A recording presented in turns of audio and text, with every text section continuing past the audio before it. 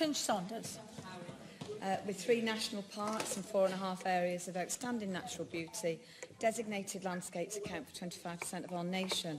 And I would like to also pay tribute to the officers and staff at Snowdonia National Park, much of which lies within my constituency of Aberconway also, for their hard work and tremendous efforts to protect and upkeep our spectacular areas, our crown jewels, as they're often referred to. Reading between the lines of this report, though, I do question the fundamentals of 2 particular omissions. The basic omission of the word conservation has given me great concern and has certainly been raised with me by many living within the community of Aberconway. And, as many members here have said, the fact that the Sanford principle has no mention, with any report that's ever written, people look for what's not said equally as much as what is stated there, and this causes me concern.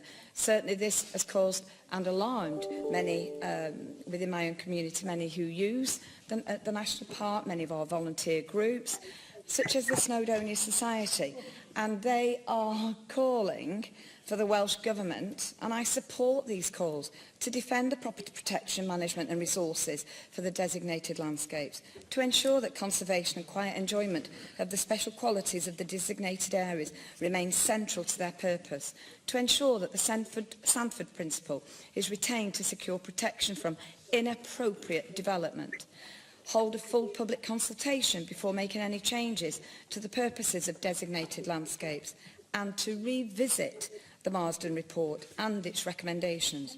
These are vital, given that one of the express purposes of the designation of national parks under the Environment Act 1995 is to conserve and enhance the natural beauty, wildlife and heritage.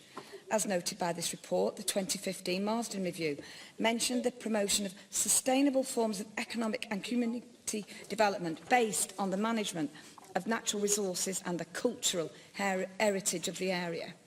In addition, however, recommendation 7 of that same, again, called for the Sanford principle to be applied across all of our designated landscapes to include areas of outstanding natural beauty.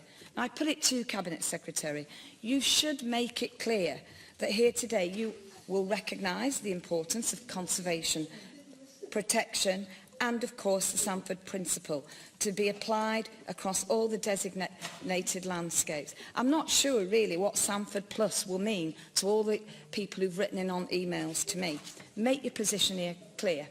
Certainly, we will be strongly supporting both amendments today. To protect, conserve, enhance and support our natural landscapes comes at a cost.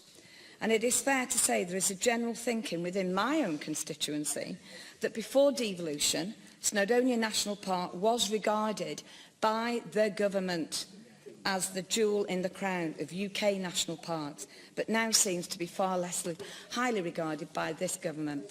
As we enjoy an increased global profile as a tourism destination, depleted budgets mean tough decisions for our natural parks, all of which come at the cost of our environmental and visitor safety. A 19% budget cut since 2011 annually. Yet in England, with government support, they have secured until 2020 annual increases of 1.7%. So it shows who values their national parks. So we should be alarmed that the average cost of park authorities' external audits as a percentage of their income stands at 0.82%. In Wales, disproportionately more than 0.2% in England and 0.16% in Scotland. I therefore welcome the commitment to reduce the regulatory burden of audit on national parks, but I ask also for a Welsh Government commitment to securing budget settlements in advance and not knowing what they have, sort of months that they've got to then plan for the following year. They need their budget assertions and knowing what they're going to get long before that. Llywydd, the Marsden Review called for the national landscapes of Wales to be valued by the nation as important factors of well-being, to be supported, to be protected and to continue their role of improving the lives of current and future generations, and for their special qualities to be maintained, enhanced and widely appreciated. And I support those calls.